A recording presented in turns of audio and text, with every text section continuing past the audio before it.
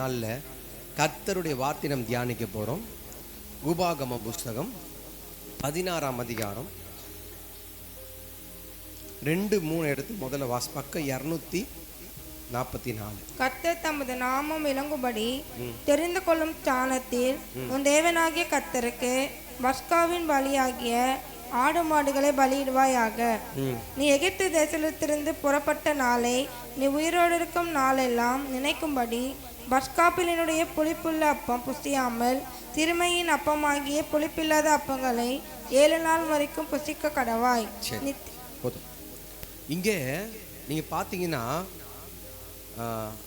உபாகம் புஸ்தகத்தில் மோசே மூலியமா ஆண்டவர் சொல்றார். என்ன சொல்றாருன்னா, பஸ்காவை நீ என்ன பண்ணுவியா, புளிப்பில்லாத அப்பங்களை 7 நாள் வரைக்கும் நீ என்ன பண்ணணுமா. இந்த பஸ்கா பண்டிகையில் தான் இயேசு என்ன பண்ணார்னா சிலுவையில் அடிக்கப்பட்டார். தெரியுமா உங்களுக்கு? எல்லாம் தெரிஞ்ச சம்பவம் தானே. வேதத்தில் என்ன சொல்கிறாரு, நாளை பண்டிகை பஸ்கா பண்டிகை ஆரம்பிக்க போது, சாயங்காலத்தில் ஆரம்பிக்க போது. ஆனால் யூதர்களை பொறுத்த வரைக்கும் எப்படின்னா, சாயந்தரமும் விடியற் காலையும் தான் ஒரு நாள். எப்படி ஆண்டவர் உருவாக்கும் போது என்ன சொன்னார், சாயங்காலமும் விடியற் காலையும் ஒரு நாள் ஆயிரணும். அப்படி தான் அவங்க கணக்கு. அவங்க எப்படின்னா சந்திரனை அதை நிலாவை வச்சு என்ன பண்ணுவாங்க, நம்ம சூரியனை வச்சு பண்ணுறோம். விடியும் போது காலை சொல்கிறோம். அவங்க சூரியன் மறையுது, அது காலையில் அதாவது மறையதை வச்சு ஒரு நாள் அப்படி ஒரு ரொட்டேஷன் ஆகுது அவங்க சொல்கிறாங்க. சாயங்காலமும் விடியற் காலமும் அப்படி ஆதியாகம புஸ்தகத்தில் இருக்க மாதிரி இங்கே பாருங்க, இயேசு சிலுவையில், நல்லா கவனமாக கேளுங்க, இயேசு கிறிஸ்து சிலுவையில் அடிக்கப்படும் பொழுது அந்த போர் சேவகர்கள் போய் சொல்லுவாங்க, நாளைக்கு பஸ்கா பண்டிகை இருக்குது, அதனால் என்ன பண்ணுங்க, அந்த சரீரத்தை தொங்க விடக்கூடாது, சாயந்தரத்தில் இறக்கி அடக்கம் பண்ணணும் அப்படின்னு சொன்னதுனால இங்கே ஆண்டவர் கொடுத்த அந்த பலி, பஸ்கா பலி, அது யாருக்கு அடையாளமாக இருக்குன்னா, கல்வாரி சிலுவையில் சிந்தப்பட்ட ரத்தத்துக்கு இயேசு கிறிஸ்து பலியாய் மாறினதுக்கு அடையாளமானது. சரி, இப்போ அதே அதிகாரத்தில் நீங்கள் வாசிக்கும் பொழுது 9-12 வரைக்கும் வாசிக்கலாம். 7 வாரங்களையும் எண்ணுவாயாக. அறுப்பு அறக்க தொடங்கும் காலம் முதல் நீ அந்த 7 வாரங்களையும் எண்ண வேண்டும். அவைகள் முடிந்த போது வாரங்களின் பண்டிகையை உன் தேவனாகிய கர்த்தருக்கு என்று ஆசரித்து, உன் தேவனாகிய கர்த்தர் உன்னை ஆசீர்வதிக்கத்தக்கதாய் உன் கைக்கு நேர்ந்த மனப்பூர்வமான காணிக்கையாகிய பகுதியை செலுத்து. சரி, நான் 7லேருந்து வாசிக்க சொன்னேன். தொடர்ந்து எத்தனை வரைக்கும் வாசிங்க? 12 வரைக்கும் வாசிட்டீங்களா? சரி, நான் இப்போ சொல்கிறேன். இந்த 7ஆம் வசனத்தில் வாசிக்கும்போது, நீ 6 நாளைக்கு புளிப்பில்லாத அப்போ புசிக்க வேண்டும்.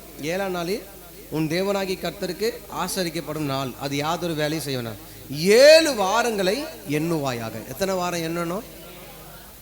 7 வாரம்னா எத்தனை நாட்கள் வரும்? ஒரு வாரத்துக்கு 7 நாள். 7 வாரம்னா 49வது நாள். ஒரு நாள் அது என்னன்னா பஸ்கா பலி, அதான் இயேசு கிறிஸ்து அடிக்கப்பட்ட ஒரு நாள். மொத்தம் எத்தனை நாளாவது? 50 நாள். இது ரொம்ப முக்கியமான சப்ஜெக்ட். நீங்கள் கிளாஸ் மாதிரி எடுக்கிறேன்னு கவனப்படாதீங்க, நான் உங்களுக்கு கொஞ்சம் புரிஞ்சிக்க வைக்கிறேன்.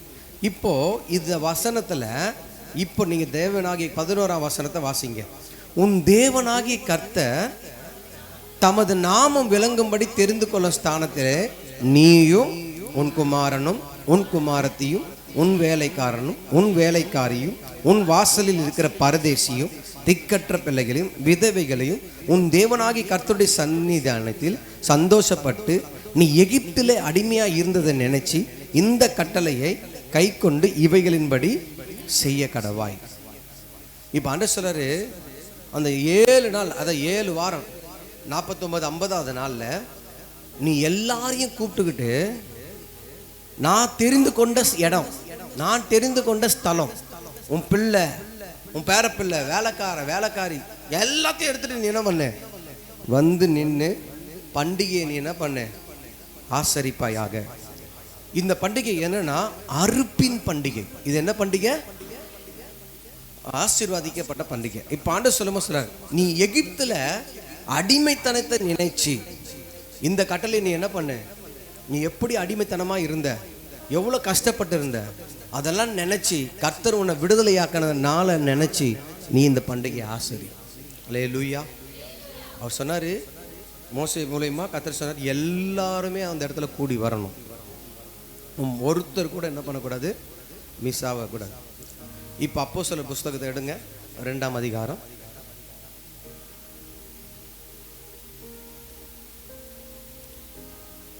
முதல்ல ஒன்றாம் அதிகாரம் அப்போஸ்தலர் 1ஆம் அதிகாரத்தை எடுத்துக்கங்க. இல்லை நான் சொல்கிறேன், 1ஆம் அதிகாரம் 14-15. அங்கே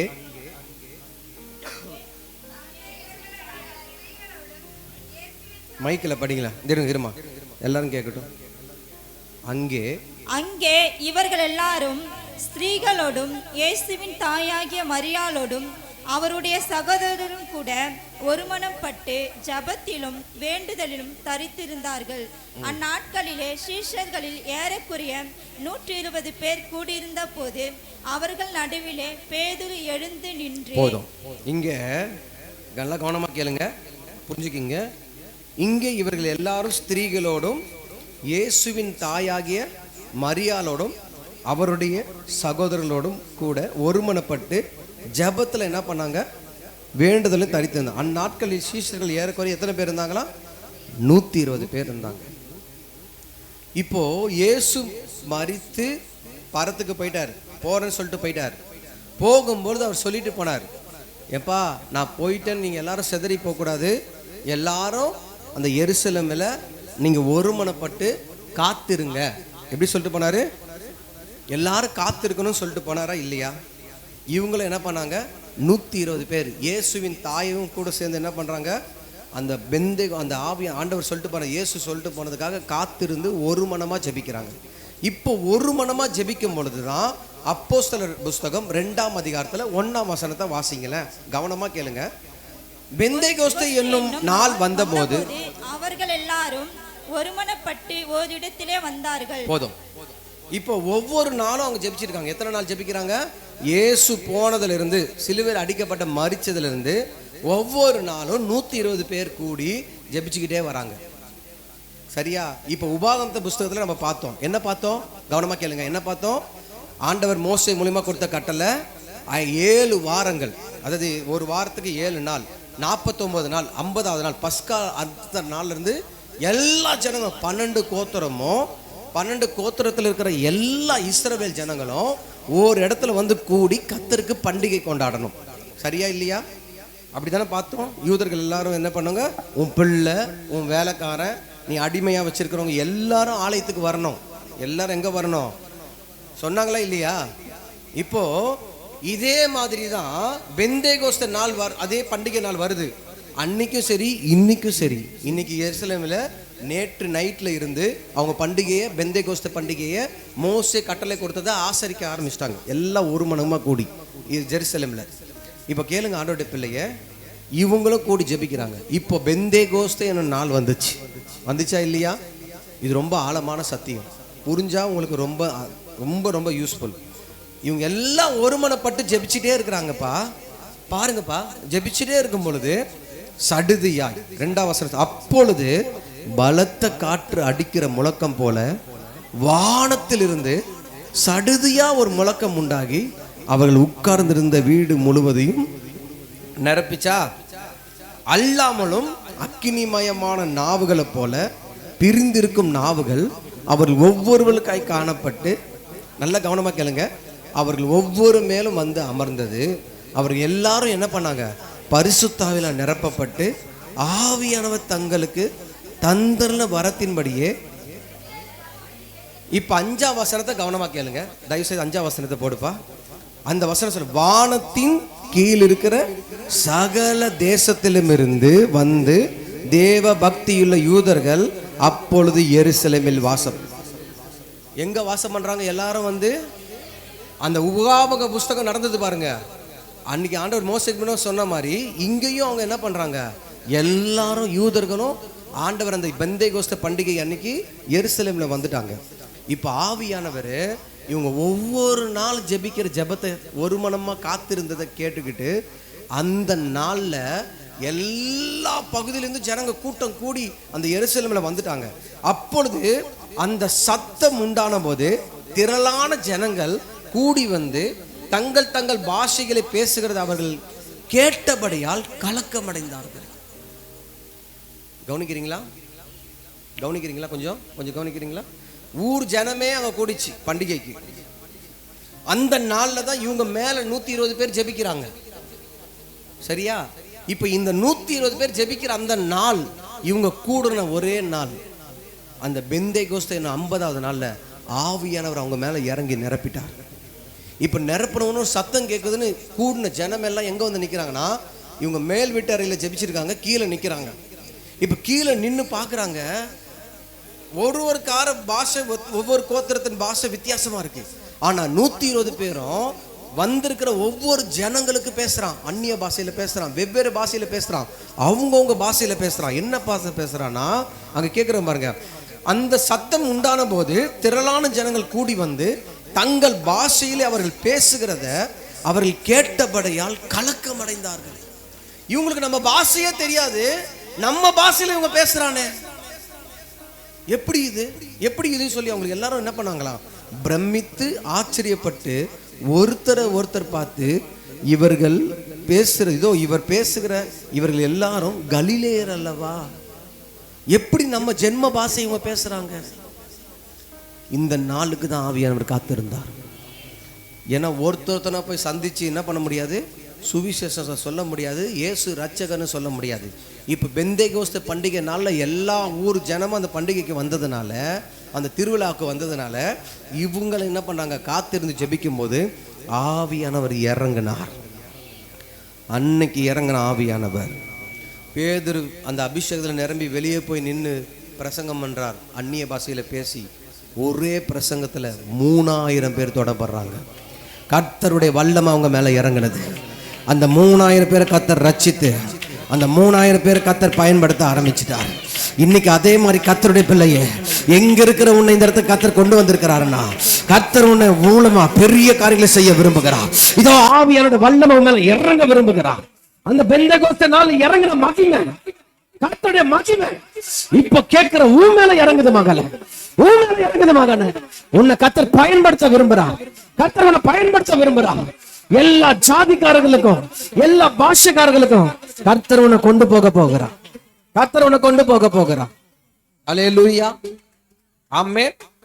இவங்க தேடி போல கர்த்தர் அவங்கள வர வச்சு இந்த 120 பேரை கொண்டு பயன்படுத்துறார். அல்லேலூயா, ஆமென்.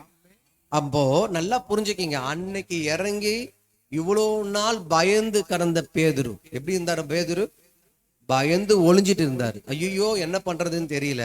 இப்ப ஆவியானவர் வந்த உடனே அவங்களுக்கு என்ன போயிடுச்சுன்னா, பயம் போயிடுச்சு. தெருவில் போய் நின்று பிரசங்கம் பண்றாரு. ஒரே பிரசங்கம், அவ்வளோ ஜன கூட்டம், ஊர் மக்களே, 12 கோத்திரமே, பல பாஷைக்காரங்க வந்திருக்கிற இடத்துல இயேசுவை குறிச்சு வைராக்கியமா பேசுறார். அவர் பேசும்பொழுது என்ன நடக்குது தெரியுமா? ஜனங்களோட இருதயங்கள் உடைக்கப்பட்டு எல்லாரும் தேவனுக்கு ஒப்பு கொடுக்க ஆரம்பிச்சிட்டாங்க. இப்போ அந்த இதுக்கு மேல நீங்க வீட்டுல போய் வாசிங்க 9, 10 எல்லாம். இப்போ பாருங்க 12ஆம் வசனத்தை வாசிங்க. எல்லாரும் பிரமித்து சந்தேகப்பட்டு இது என்னமாய் முடியுமோ என்று ஒருவர் வல்ல. அப்போ மத்தவங்க பிரமிக்கத்தக்க, மத்தவங்க ஆச்சரியப்படத்தக்க, மத்தவங்க அப்படியே அதிசயப்படத்தக்க ஒரு அற்புதம் கர்த்தர் யார் மூலியமா செய்ய விரும்புறாருன்னா, உங்களை எங்கேயோ இருந்த உங்களை இங்க கொண்டு வந்து உட்கார வச்சு இந்த சத்தத்தை கேட்க வைக்கிற ஆண்டவர் உன்னை சாதாரணமா அல்ல, உன்னை பேதுரு போல பயன்படுத்த விரும்புகிறார். கர்த்தர் உன்னை பயன்படுத்த விரும்புகிறார். கர்த்தர் அந்த 120 பேர்ல நீ ஒருத்தனா இருக்கிற மகள, இந்த இடத்துல வந்திருக்கிற ஒருத்தையா இருக்கிற மகள, தேவன் உன்னை கொண்டு பெரிய ஒரு அசைவை உண்டு பண்ண முடியாது. தேவன் உன்னை கொண்டு ஒரு மகத்துவமான செயலை உண்டு பண்ண முடியாது. இந்த நாள்ல தேவன் உன்னை முன்குறிச்சிருக்கிறார். தேவன் உன்னை முன்குறிச்சிருக்கிறார். நீ சாதாரணமானவன் அல்ல, நீ தேவனால் தெரிந்து கொள்ளப்பட்டவன், நீ தேவனால் அழைக்கப்பட்டவன், பரிசுத்த ஆவியானவரை பெற்றுக்கொண்ட பண்றவன். அல்லேலூயா. எத்தனை பேர் விசுவாசிக்கிறீங்க? எத்தனை பேர் நம்புறீங்க? நீ பேசும் பொழுதே உங்க வாயிலிருந்து கிருபையுள்ள வார்த்தை தான் வெளியே வரும். அல்லேலூயா, ஆமென். ஃபர்ஸ்ட் ஆவியானவர் எங்க இறங்குறாருன்னு போட்டிருக்குன்னா, அந்த பாருங்க 3ஆம் வசனம், அல்லாமலும் அக்கினிமயமான நாவுகள் போல பிரிந்திருக்கும் நாவுகள்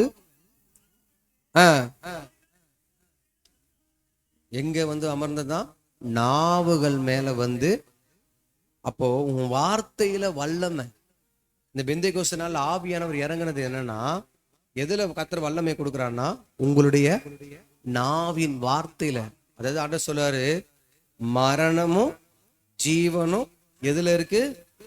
நாவின் அதிகாரத்துல இருக்கு. எதுல இருக்கா? அதனாலதான் உங்க வாயில நான் செத்துடுறேன், நான் தற்கொலை பண்ணிக்கிறேன், அப்படி ஆயிரம் இப்படி ஆயிரம் நீ சொன்னீன்னா, இந்த வார்த்தையை யார் பிடிப்பானா? பிசாசு பிடிச்சிடுவான். இந்த வார்த்தையை யார் பிடிச்சிடுவான்? நான் சொல்றது உங்களுக்கு புரியுதா? அதனாலதான் பேதுரு மறுதளிச்சான். இயேசு யாருன்னே தெரியாதுன்னு என்ன பண்ணான்? ஃபர்ஸ்ட் அந்த மறுதளிச்ச அந்த வார்த்தையை கிளியர் பண்ணணும்னு சொல்லிதான் ஆவியானவர் என்ன பண்ணாருன்னா, நாவல வந்து எல்லார் மேலும் இறங்குறாரு. எங்க வந்து இறங்குறாரு?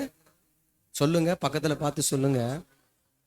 உங்க வார்த்தை வல்லமை உண்டு, உங்க வார்த்தையில பவர் இருக்கு.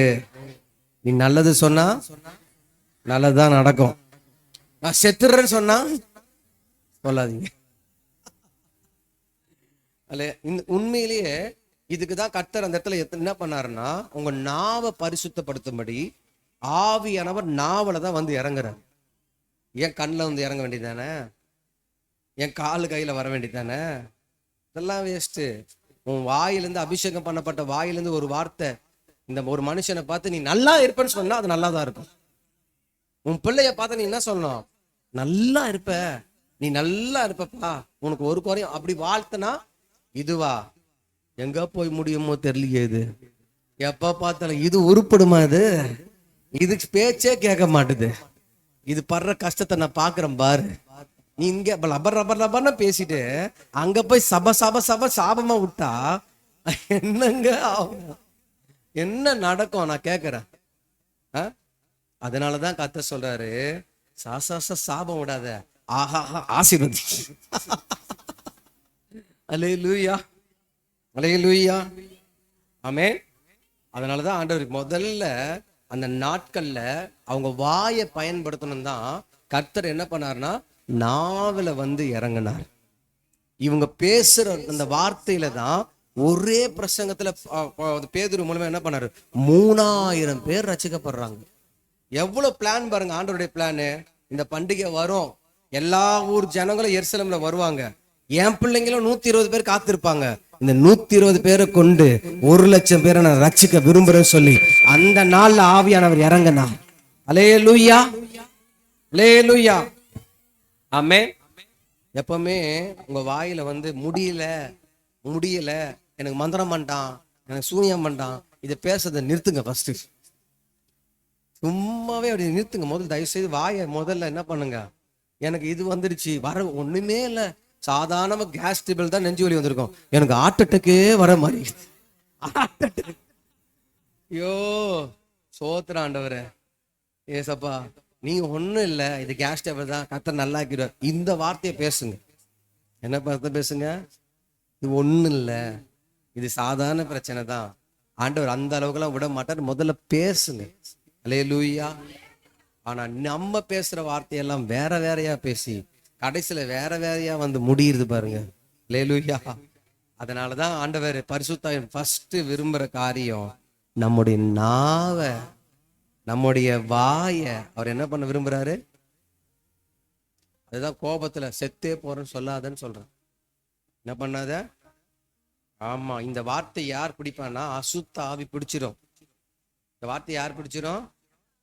ஆமா, தயவு செய்து அதான் ஆண்டவர் சொன்ன, பேசுனா நல்லதை பேசு, இல்லைன்னா என்ன பண்ணாத, வாயை பொத்திட்டு அமைதியா இருந்துடு.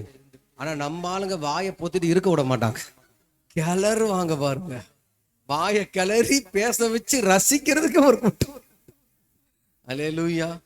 இந்த அம்மா சும்மா இருந்தாலும் அந்த ஐயா சும்மா இருக்க மாட்டேன், அந்த அப்பா சும்மா இருந்தாலும் இந்த அம்மா சும்மா இருக்காது.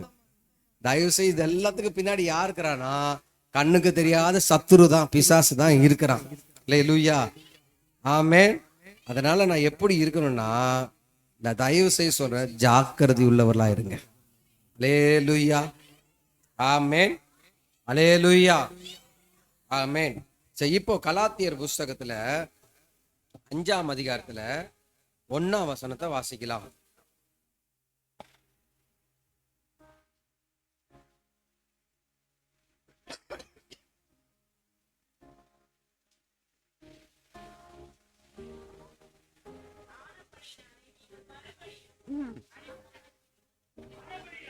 ம் ம் அடிமைத்தனத்திற்கு நுகத்துக்கு உட்படாமல் சுயாதீன நிலைமையிலேயே என்ன பண்ணுங்க. ஆண்டவருடைய பிள்ளையே, ஆண்டவர் சொல்றாரு, உனக்கு ஆவியானவர் கொடுக்கப்பட்ட ஆவியானவர் சுதந்திரமாய் உன் அடிமைத்தனத்திலிருந்து விடுதலையாக்குற ஆவியானவர். ஆனா நாம என்ன பண்றோம்னா மறுபடியும் அந்த அடிமைத்தன நுகத்துக்குள்ளேயே நம்ம போய் சேர பார்க்கிறோம். அல்லேலூயா. இப்போ இஸ்ரவேல் ஜனங்களை ஆண்டவர் எகிப்திலிருந்து என்ன பண்ணாரு, கொண்டு வந்தாரு. எவ்வளவு பெரிய விஷயம். அடிமைத்தனத்துல இருந்து என்ன பண்ணாரு, கொண்டு வந்தாரா கொண்டு வரலையா? சொல்லுங்க, எத்தனை பேர் ஆமா கொண்டு வந்தாரு சொல்றவங்க? இந்த சத்தியம் கேட்டாதான் உங்களுக்கு புரியும். இப்ப நீங்க கூட புற மதத்துல இருந்து, வணங்கத்துல இருந்து, மார்க்கத்துல இருந்து என்ன பண்ணிருப்போம், நம்ம வந்திருப்போம். இந்த மார்க்கத்துல இருந்து ஆண்டவர் தான் நம்ம என்ன பண்ணிருக்கிறாரு. நம்மளாம் என்ன பண்ணல, தானாவே வரல. நம்ம ஆண்டவர் நம்ம தெரிஞ்சுக்கொண்டு நம்ம என்ன பண்ணிருக்காரு, அதுல இருந்து வெளியே கொண்டு வந்திருக்கிறார். சில நாட்கள் நல்ல ஆண்டவர் பிடிச்சுக்கிட்டே போவோம். இந்த எகிப்தில் இருக்க இஸ்ரவேல் ஜனங்க மாதிரி அப்படியே வானத்துல இருந்து மண்ணா தான் வந்தது. வேலை செய்யாம சாப்பாடு தான். அவங்க ட்ரெஸ் பின்னாவல பழசா போல, அவங்க கால் என்னாவல வீங்கல. ஒவ்வொரு நாளும் ஆண்டவர் அப்படியே மகிமையிலே நடத்திட்டு வந்தார். இவங்களுக்கு இது கொஞ்ச நாள், கொஞ்சம் சில வருஷங்கள் கடந்த உடனே, 40 வருஷத்துல சில வருஷங்கள் கடந்த உடனே இவங்க மறுபடியும் என்ன பண்ணிட்டாங்கன்னா, ஐயோ இந்த மண்ணா எங்களுக்கு ரொம்ப கஷ்டமா இருக்கு, எங்களுக்கு பிடிக்கல, நாங்க எகிப்துல வந்து வெள்ளை பூண்டை சாப்பிட்டோம், வெள்ளரிக்காவை சாப்பிட்டோம், எங்களுக்கு இப்ப வெள்ளை பூண்டு எங்க போய் தேடுறது, மறுபடியும் என்ன பண்றது, எகிப்து நோக்கி திரும்பி பார்க்கறது. எப்படி? அதாவது ஒண்ணு கலப்பை மேல காலை வச்சிட்டேன், பரலோகத்துக்கு முன்குறிக்கப்பட்ட, சொர்க்கத்துக்கு நீ போறதுக்காக அழைக்கப்பட்ட, நீ மறுபடியும் அந்த அடிமைத்தனத்துக்கு போறது நல்லதா? நான் கேட்கிறேன். ஒருவன் பின்னிட்டு பார்த்தால் தேவனுடைய ராஜ்யத்துக்கு அவன் யார் இல்ல, தகுதியுள்ளவன். அந்த பரலோக ராஜ்யத்துக்கு போறதுக்கு அவன் யார் இல்லையா, தகுதியை இழக்கிறான்னு அர்த்தம். அதனால ஆண்டவர் சொன்னாரு, நீ மறுபடியும் எகிப்துல போய் அடிமைத்தனப்பட போறியா, இல்ல சுயாதனமா நான் நடத்துறதுக்கு என்கிட்ட வர போறியா? அல்லேலூயா. அதனால ஆண்டவர் சொன்னாரு, நீ மறுபடியும் அடிமைத்தன நுகத்துக்கு என்ன பண்ணக்கூடாது, கர்த்தரை நம்பி வந்துட்டனா வாழ்வோ சாவோ, என்னது கடைசியில பொட்டி தான் உனக்கு. கரெக்டா? ஆமா, அதனாலதான் நம்ம வைக்க போறோம். மறுபடியும் பின்னாடி போய் நிறைய பேர் அப்படிதான் ஆண்டவர்களோட ஞானஸ்தானம் எடுத்துட்டு ஆரம்பத்துல வைராக்கியமா பிடிச்சிட்டு அப்படியே வைராக்கியமா கர்த்தருக்காக ஏதாவது செய்யணும், வந்துட்டு பேக்கு, அப்படியே பேக்கு. சொந்தக்காரங்க கூப்பிடுறாங்க, அவங்க பண்றாங்க, இவங்க பண்ணாங்க, எங்களுக்கு அது கௌரவம் என்ன ஆகுது, என் மானம் என்ன ஆகுது, இப்படின்னு என்ன பண்றாங்க தெரியுமா? சில பேர் பின்வாங்கத்துல போயிடுறாங்க. அட சொல்றாரு, நீ காணான சுகதரிக்கிறதுக்காக நீ அழைக்கப்பட்டவர். உனக்கான ஒரு தேசத்தை கர்த்தர் முன்குறிச்சு வச்சிருக்கிறார். உனக்கான ஒரு ஊரை கர்த்தர் ரெடி பண்ணி வச்சிருக்கிறார். நீ அங்க போய் சேருவதற்காக நீ முன்குறிக்கப்பட்டவர். இதுக்கு நடுவுல 1000 பிரச்சனை வந்தாலும், 1000 மனுஷர்கள் வந்தாலும் நான் பின்னிட்டு பார்க்கவே மாட்டேன். மரணமே நேரிடுதா இருந்தாலும் என் கர்த்தருக்குள்ள மரிக்கிறவன் தான் பாக்கியவா. அல்லேலூயா, அல்லேலூயா, ஆமென்.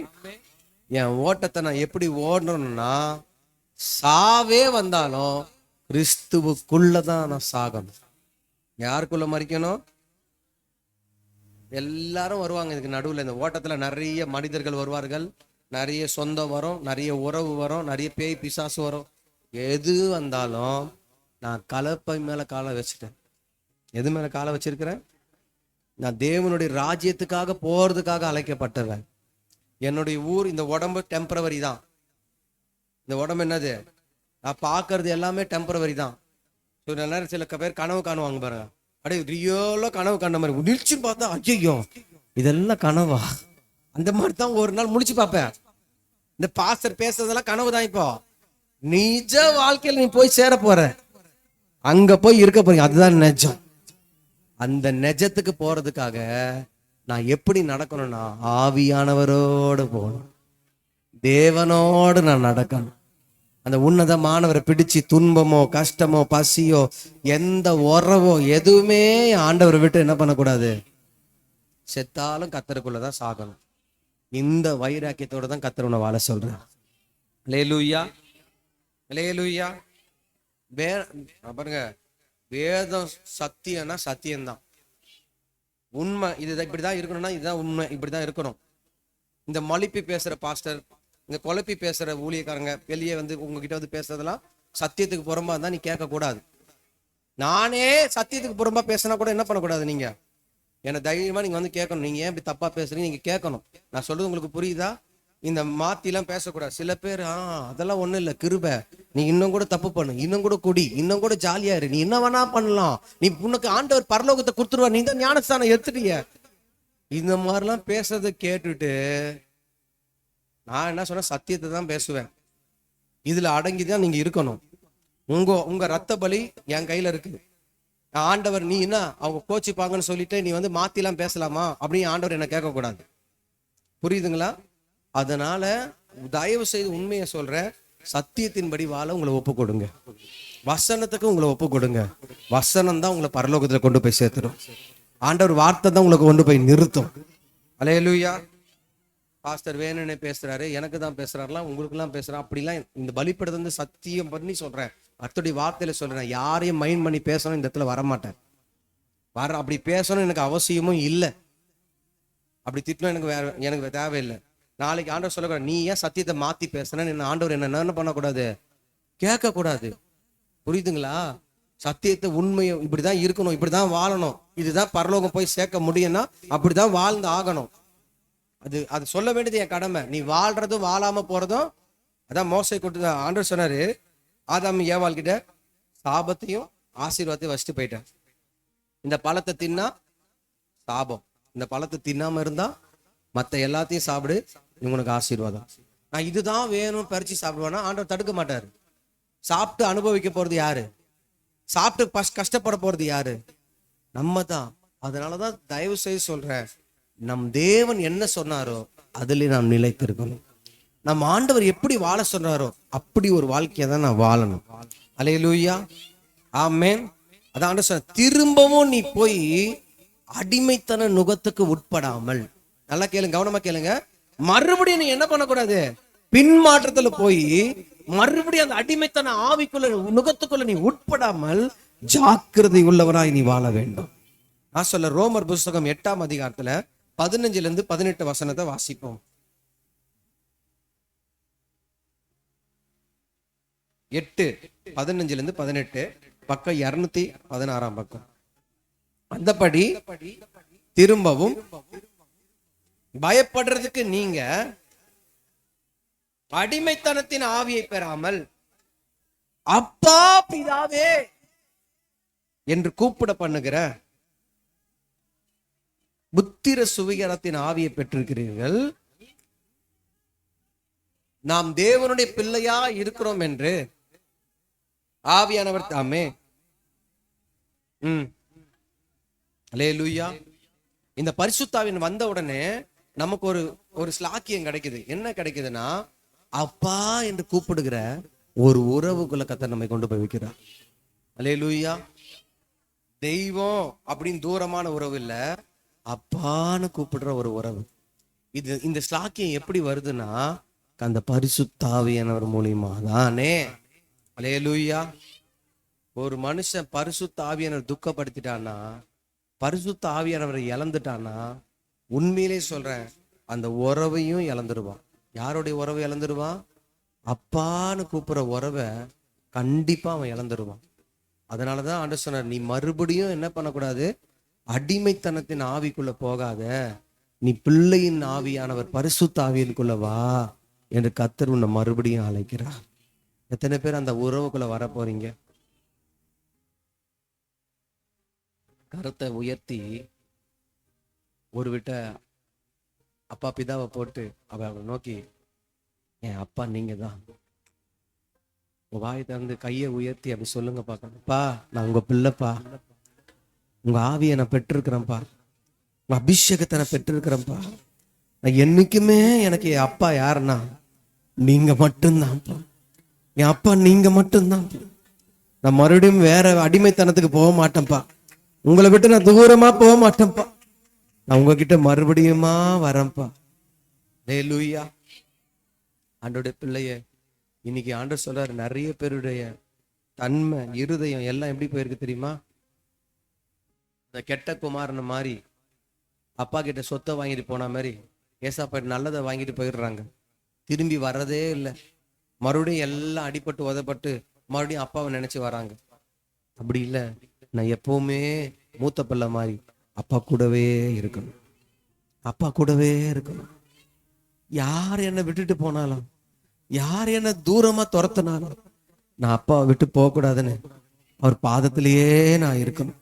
ஏன்னா அந்த ஆவியை தான் அப்பா உனக்கு கொடுத்திருக்கிறார், அவருடைய ஆவியை தான் உனக்கு கொடுத்திருக்கிறார், அவருடைய சுவாசத்தை தான் உனக்கு கொடுத்திருக்கிறார். நீ எக்காரணத்து கொண்டு அவரை விட்டு பிரியாத பிள்ளைய, எக்காரணத்து கொண்டு அப்பா விட்டு போகாத மகனை, நீ பின்னிட்டு பார்க்காத மகனை, நீ பின்னிட்டு போகாத மகனை. அப்பாவுடைய சத்தம் கேக்குது, அப்பா உன்னை மறுபடியும் அழைக்கிறாரு, அப்பா உன்னை மறுபடியும் அழைக்கிறாரு, அப்பா உன்னை மறுபடியும் கூப்பிடுறாரு. ஆண்டவர் உன்னை மறுபடியும் அழைக்கிறார். பரலோக தகப்பன் மறுபடியும் ஆதியில அப்பா உங்ககிட்ட முகமுகமா நிறைய பேசினாரு, அப்பா உங்ககிட்ட முகமுகமா கூட இருந்தாரு. உனக்கு அப்பா இல்லைன்னு கவலைப்படாத, நான் உனக்கு அப்பாவா இருக்கிறேன்னு சொல்லி உனக்கு அத்தனை நன்மையும் அப்பா செஞ்சார். இன்னைக்கு அந்த உறவை விட்டு நீ தூரமா போயிருக்கிறன்னு அப்பா சொல்றாரு. இங்க இருந்து உங்ககிட்ட பேசுறாரு, நீ மறுபடியும் அந்த உறவுக்குள்ள வா, நான் உன்னை ஆவலா காத்திருக்கிறேன், நான் உனக்கு மறுபடியும் பாதரட்சித்து கொடுக்கவும், நான் மறுபடியும் உனக்கு சிறந்த வஸ்திரத்தை கொடுக்கவும், மறுபடியும் உன் கையில மோதிரம் போடவும், மறுபடியும் உன் மேல என் கிரீடத்தை வைக்கவும் நான் எதிர்பார்த்து கொண்டிருக்கிறேன். அதுக்குதான் என் ஆவியை உனக்கு தர்றேன், அதுக்குதான் என் அபிஷேகம் என்ற வல்லமை உனக்கு தர்றேன், அதுக்குதான் மறுபடியும் என் கிருபையை உனக்கு தர்றேன். அழைக்கிறாரு, அப்பா அழைக்கிறாரு,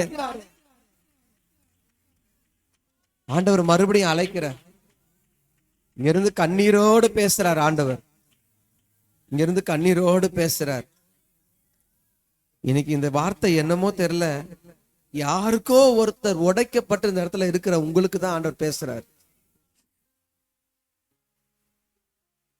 நீ ரொம்ப அப்பா விட்டு தூரமா போயிட்டியே, ரொம்ப தூரமா இருக்கிற மாதிரி ஒரு ஃபீல் இருக்கு, நீ அப்பா உறவுக்குள்ளே இல்லை, நீ ரொம்ப லாங் டிஸ்டன்ஸ் அப்பா பாதத்துல உட்காராம, அப்பாவுடைய சத்தத்தை கேட்காம, அவருடைய அன்பை ருசிக்காம நீ ரொம்ப நாளா தூரமா போன மாதிரி நீ விலகி இருக்கிறதா அப்பா பேசுறாரு. மறுபடியும் அவர் உன்னை அழைக்கிறாரு, உன்கிட்ட பேச விரும்புறாரு, உன்கிட்ட உறவாட விரும்புறாரு, நீ மறுபடியும் வர வேண்டும் என்று எதிர்பார்க்கிறாரு.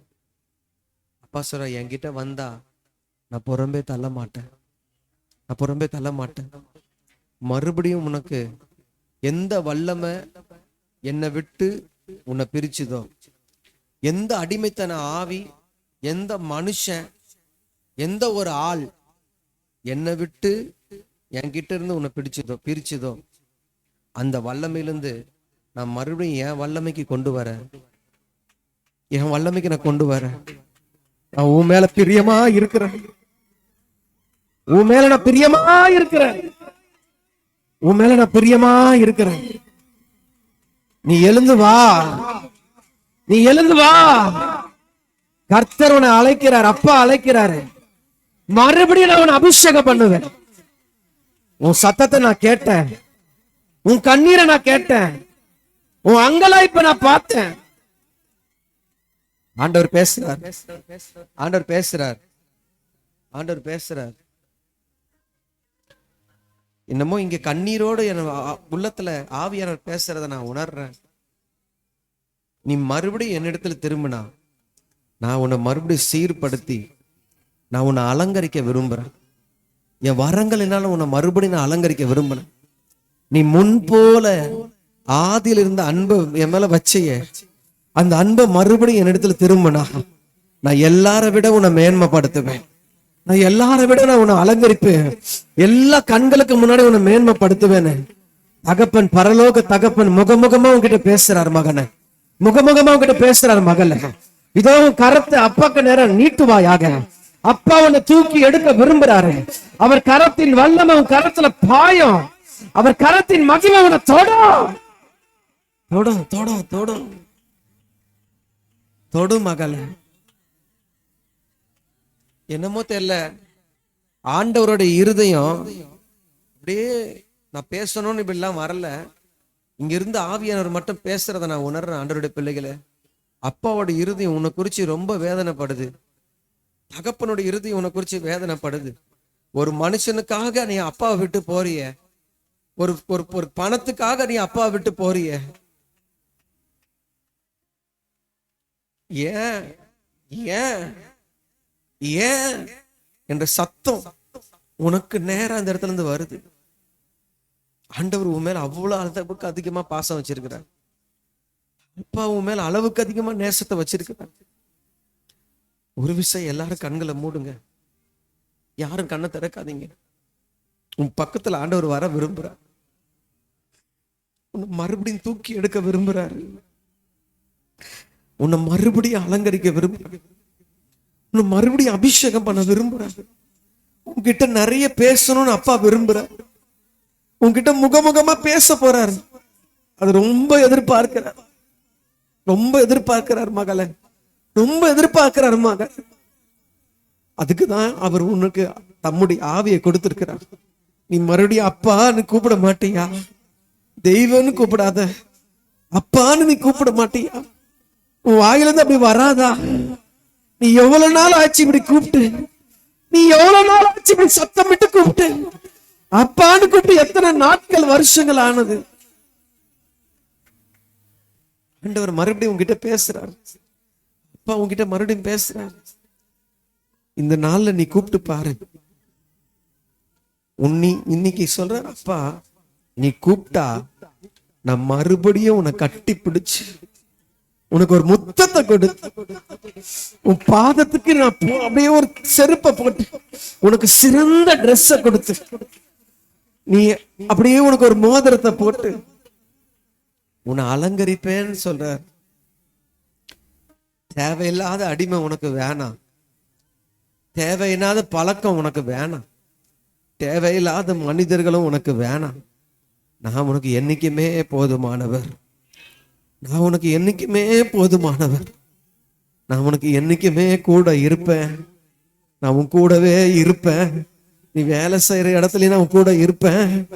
உனக்கு தீங்கு வரும் அப்படின்னு மனிதர்கள் நினைப்பாங்க. ஆனா நான் உன்னை கூட இருந்து பாதுகாப்பேன். நான் உன்னை கூட இருந்து பாதுகாப்பேன். உன்னை எல்லா தீங்குக்கும் நான் விளக்குவேன்.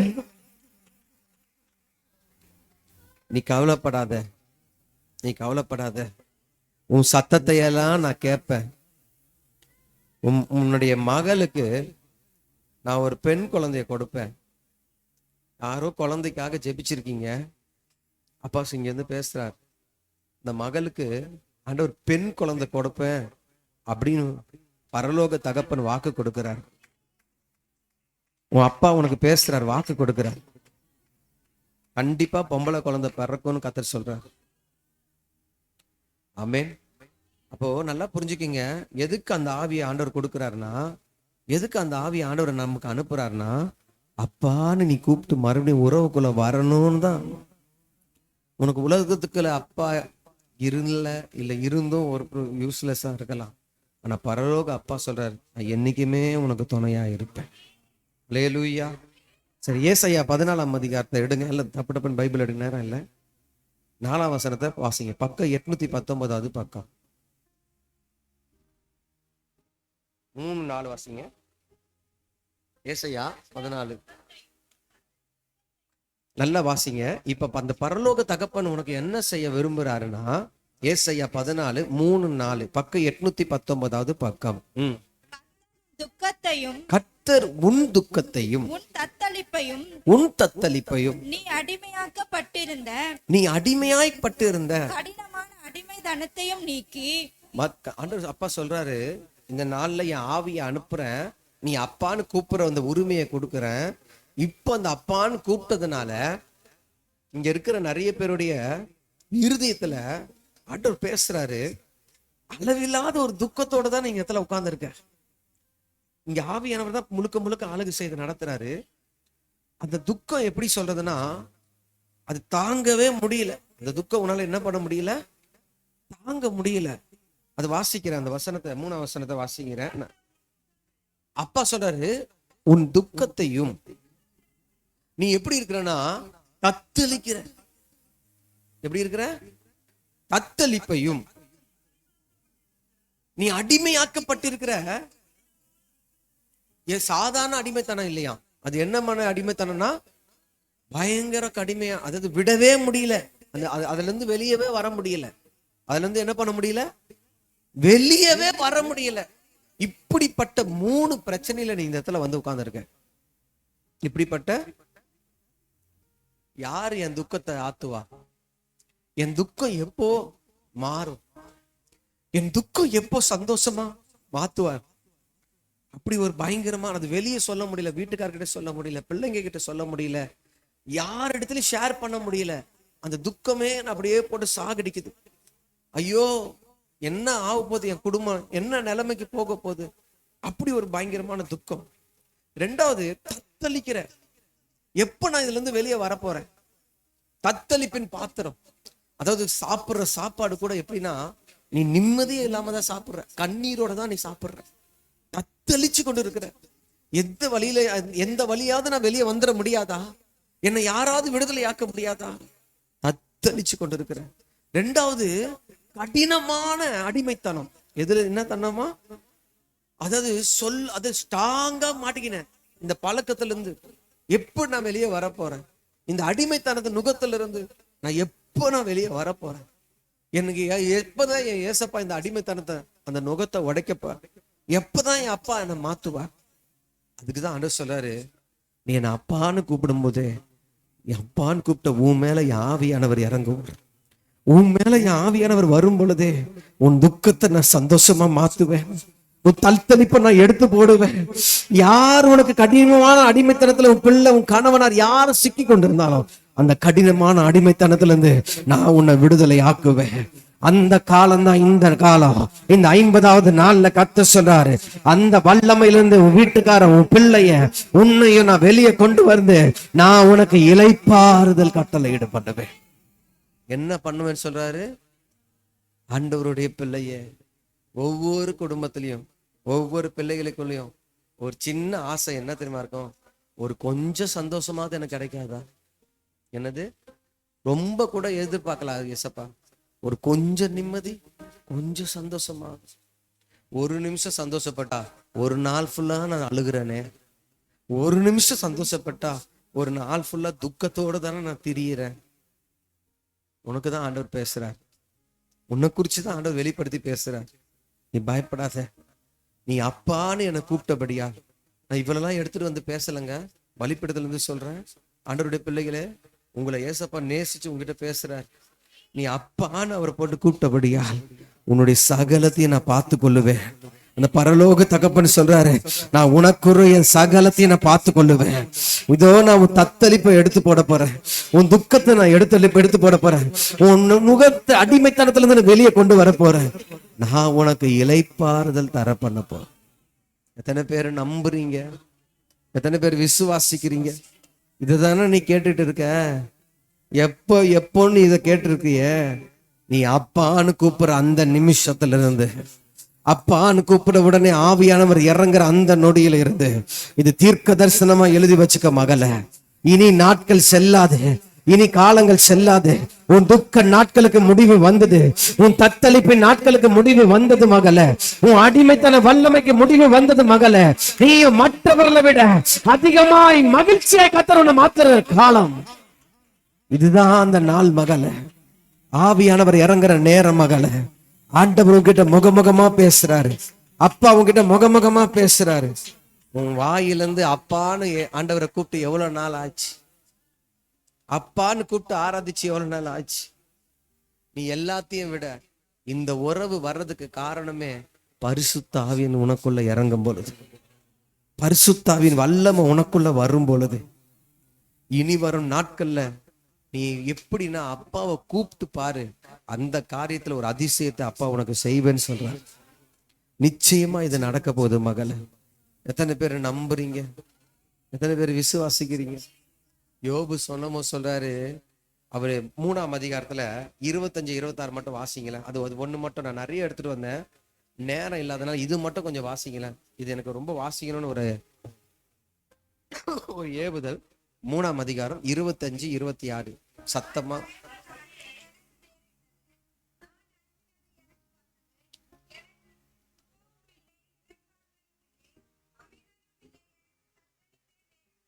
போதும். இது சொல்றாரு யோபு 25ஆம் வசனத்துல, நான் பயந்த காரியம் எனக்கு வந்துச்சு. நான் அஞ்சினது எனக்கு சுகமும் இல்லை, இளைப்பாறுதலும் இல்லை, அமைதலும் இல்லை. எனக்கு என்ன வந்துச்சுன்னா தத்தளிப்பு மட்டும்தான் வந்துச்சு. அழகா சொல்றாரு பாத்தீங்களா? அப்படியே அப்பா விட்டுட்டாரா யோபுவை? கடைசியில் ஆண்டவர் என்ன மாத்தினாரு? நீ எதெல்லாம் இல்லை இல்லைன்னு சொன்னியோ அதெல்லாம் 2 மடங்கு கொடுத்துட்டார். 2 மடங்கு சுகம், 2 மடங்கு இளைப்பாறுதல், 2 மடங்கு அமைதல், 2 மடங்கு ஆசீர்வாதம். அல்லேலூயா. உனக்கும் இது நடக்கணும்னா பரிசுத்த ஆவியானுடைய மகிமை இறங்குறதுக்கு நீ இடம் கொடுக்க வேண்டும். நீ அப்பான்னு கூப்பிடும் போது இந்த ஆராதனையில மகிமையாய் சொல்றார் ஆண்டவர், வல்லமையான மறுபடியும் உன் மேல இறங்கி உன்னை எட்டாத உயரத்துல நான் கொண்டு போய் நிறுத்த போறேன்னு கர்த்தர் உனக்கு வாக்கு கொடுத்து பேசுறார். 2 மடங்கு ஆசீர்வாதத்தை உனக்கு கொடுப்பேன்னு கர்த்தர் வாக்கு கொடுக்குறார். எத்தனை பேர் விசுவாசிக்கிறீங்க? அப்படியே எல்லாரும் கர்த்தருக்கு முன்னாடி எழுந்து நிற்க போறோம். ஆமென். கர்த்தர் உங்களை ஆசீர்வதிப்பார். இந்த பிரேயர் ஏன்னா நேரம் இல்லாதனால நான் சீக்கிரமா முடிக்கிறேன். அடுத்த பிரேயருக்கு நான் போக போறோம். அபிஷேக ஜெபத்துக்கு, ஆவியானவருடைய நிறைவுக்கு நம்ம கொண்டு போக போறோம். வேணும்னு சொல்றவங்க, அபிஷேகம் வேணும் அப்படின்னு நினைக்கிறவங்க மாத்திரம் நீங்க காத்துருங்க. கர்த்தர் உங்களை ஆசீர்வதிப்பார். இப்போ கர்த்தருக்குன்னு காணிக்கை செலுத்திடுவோம். எழுந்து நிற்போம். எல்லாம் எழுந்து நிற்போம்.